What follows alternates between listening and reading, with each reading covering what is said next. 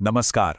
कभी सोचा है कि हजारों साल पहले हमारे वैदिक पूर्वज धन और समृद्धि को कैसे देखते थे? पता है, उनके लिए गरीबी कोई गुण नहीं थी, बल्कि सही तरीके से जीवन जीने का एक इनाम थी। तो आइए, आज धन बनाने के उसी प्राचीन विज्ञान की गहराई में उतरते हैं। अच्छा, एक सवाल अक्सर मन में आता है ना, कि क्या पैसा और आध्यात्मिकता, क्या ये दोनों चीजें एक साथ चल सकती हैं? बहुत से लोगों को तो यही लगता है कि अमीर होना मतलब आध्यात्मिक न होना। पर क्या हमारे प्राचीन ग्रंथ भी यही मानते हैं? चलिए देखते हैं। जी नहीं, बिल्कुल नहीं। वैदिक दृष्टिकोण तो इस आम धारणा को आप कह सकते हैं पूरी तरह से पलट देता है। वहां पर गरीबी कोई गुण नहीं है, बल्कि सही तरीके से मतलब धर्म के रास्ते पर चलकर जो धन कमाया जाता है, उसे एक गुणी जीवन का पुरस्कार माना गया है। जरा ये श्लोक देखिए, ये सीधे अथर्ववेद से है और ये सुनकर लगता ही नहीं कि ये कोई प्रार्थना है। ये तो एक अधिकार वाली मांग लगती है। मुझे सोना दो, घोड़े दो, गायें दो। ये साफ साफ दिखाता है कि वैदिक काल में अपने धर्म, कर्म और समाज की सेवा के लिए संसाधन मांगना एक कर्तव्य था। तो चलिए अब इसी बात को और समझते हैं कि वैदिक सोच में धन कमाना, जिसे अर्थ कहा गया है, वो जीवन का एक इतना जरूरी और मौलिक लक्ष्य क्यों माना गया। देखिए, अर्थ को जीवन के 4 सबसे मजबूत स्तंभों में से एक का दर्जा दिया गया है। ये सिर्फ पैसा नहीं है, नहीं, ये है सुरक्षा, स्थिरता और अपने कर्तव्यों को पूरा कर पाने की क्षमता। कहते हैं ना, धर्म के बिना अर्थ अंधा है, लेकिन अर्थ के बिना धर्म लंगड़ा भी तो हो सकता है। धन के इस पूरे दर्शन को कुछ महान विचारकों ने आकार दिया, जिन्हें हम सप्त ऋषियों के नाम से जानते हैं। तो आइए देखते हैं कि इनमें से कुछ प्रमुख ऋषियों ने समृद्धि के बारे में क्या सिखाया, क्योंकि हर एक का नजरिया बड़ा ही अनोखा और गहरा था।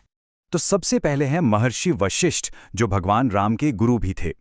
उनका दर्शन बहुत ही प्रैक्टिकल था। उन्होंने सिखाया कि धन कमाने के लिए सबसे जरूरी कोई चीज है तो वो है उद्यम, यानी कि लगातार बिना रुके मेहनत करना। महर्षि वशिष्ठ की ये बात कितनी सीधी और सच्ची है। सोते हुए शेर के मुंह में हिरण खुद नहीं आता। मतलब बिल्कुल साफ है, बिना एक्शन लिए कोई भी लक्ष्य पूरा नहीं हो सकता। सिर्फ सोचने या प्रार्थना करने से लक्ष्मी घर नहीं आती, उसके लिए तो मेहनत करनी ही पड़ती है। अगले ऋषि हैं विश्वामित्र, जिन्होंने हमें सिखाया कि असली धन तो रचनात्मक शक्ति और ज्ञान है। सोचिए, उन्होंने अपनी तपस्या की शक्ति से एक नया स्वर्ग ही बना दिया था, त्रिशंकु स्वर्ग। उनका संदेश एकदम क्लियर है, जो संपत्ति हुनर और ज्ञान से आती है वही हमेशा साथ रहती है। यंत्र से संपदा, वाह, ये विचार सुनने में कितना मॉडर्न लगता है ना। महर्षि भारद्वाज वाकई अपने समय से बहुत आगे की सोचते थे। उनका मानना था कि मशीनें और नए नए इनोवेशंस ही असल में समृद्धि को आगे बढ़ाते हैं। ये तो आज की इनोवेशन इकोनॉमी की ही बात हो गई। तो ठीक है, हमने फिलॉसफी तो समझ ली, लेकिन असली सवाल यह है कि यह सब काम कैसे करता है। तो चलिए अब क्यों से आगे बढ़कर कैसे पर चलते हैं और उन ब्रह्मांडीय और व्यावहारिक नियमों को समझते हैं जो धन के आने जाने को कंट्रोल करते हैं। ये स्लाइड वैदिक अर्थशास्त्र के वो 5 सुनहरे नियम दिखाती है जो आज भी उतने ही काम के हैं। पहला, सही तरीके से कमाओ। दूसरा, खर्च करने से पहले बचाओ, जिसे आज हम कहते हैं पे योरसेल्फ फर्स्ट। तीसरा, आय के कई स्रोत बनाओ, यानी मल्टीपल स्ट्रीम्स ऑफ इनकम। चौथा, दान दो, क्योंकि देने से बढ़ता है। और पांचवा, अपने ज्ञान को ही अपनी सबसे बड़ी पूंजी समझो। लक्ष्मी जी का वास कहाँ होता है? ये कोई अंधविश्वास नहीं, बल्कि वैदिक मनोविज्ञान है। ये स्लाइड असल में दिखाती है कि कौन सी ऊर्जाएं समृद्धि को अपनी ओर खींचती हैं और कौन सी उसे दूर धकेलती हैं।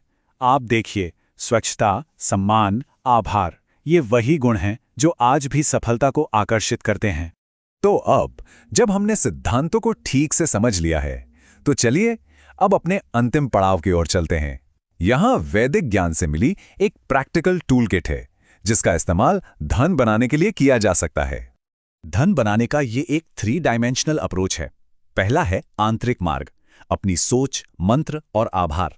दूसरा है बाहरी मार्ग, हमारा माहौल, जैसे कि वास्तु यानी जगह की ऊर्जा, और यंत्र यानी पवित्र ज्यामिति।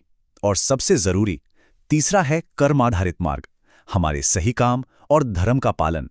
इस टूलकिट का एक बहुत ही मजबूत और एक्शन लेने वाला हिस्सा है दान चक्र।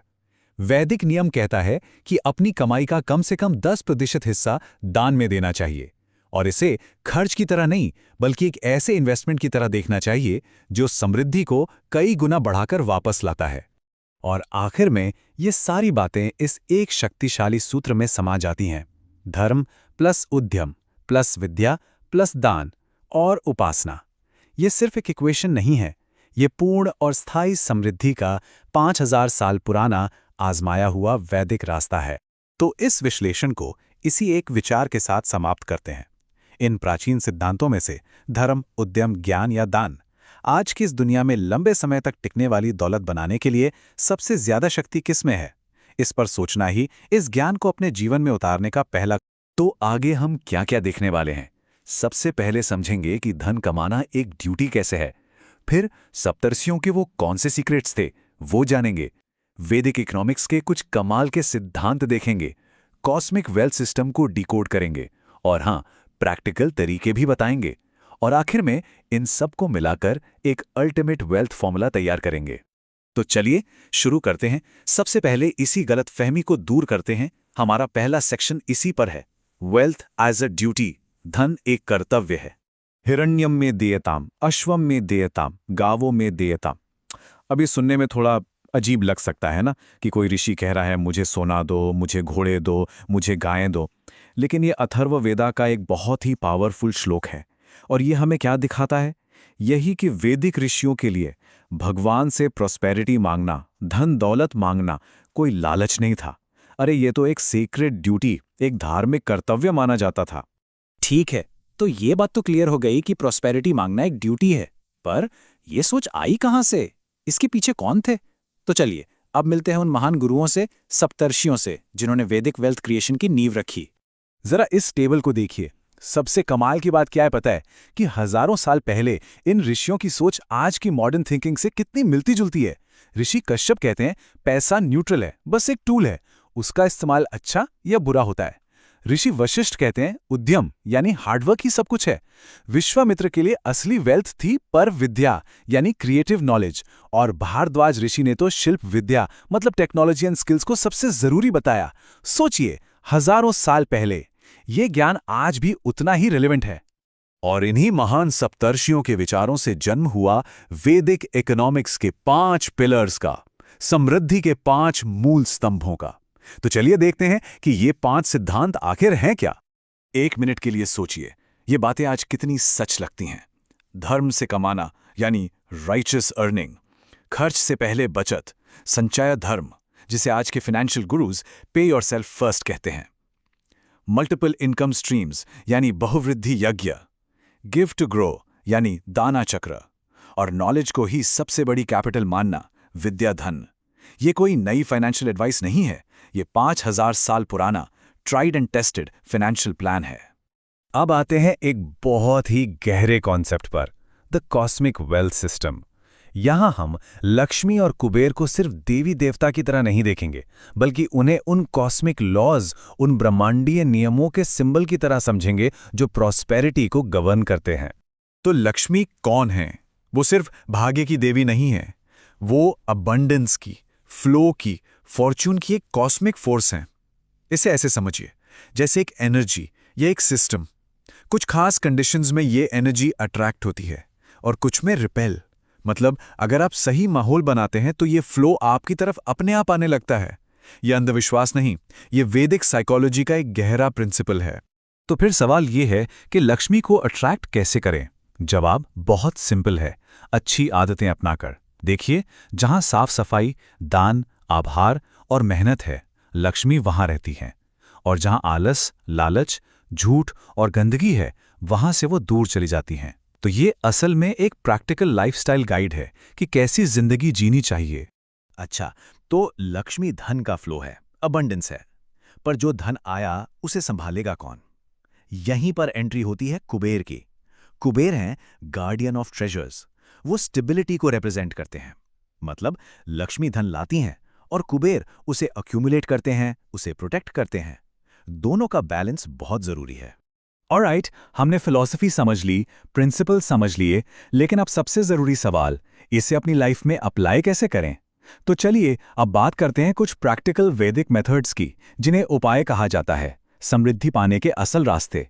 वैदिक सॉल्यूशंस को मोटा-मोटा 4 कैटेगरीज में बांटा जा सकता है। पहला है मंत्र, सेक्रेड साउंड की पावर। दूसरा है यंत्र, सेक्रेड ज्योमेट्री का इस्तेमाल। तीसरा है वास्तु, अपने आसपास के एनवायरनमेंट को अलाइन करना। और चौथा, जो सबसे जरूरी है, वो है कर्म, यानी रियल वर्ल्ड में राइट एक्शन लेना। इन चारों में से हम अभी फोकस करेंगे कर्म उपाय पर। अब कोई पूछ सकता है, कर्म पर ही क्यों? क्योंकि ये वो पाथ है जिस पर कोई भी चल सकता है। इसके लिए किसी खास रिचुअल या प्रिपरेशन की जरूरत नहीं होती। ये एक्शन बेस्ड है।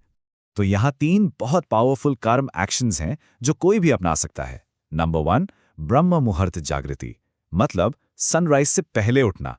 इससे प्रोडक्टिविटी और मेंटल क्लैरिटी दोनों बढ़ती हैं।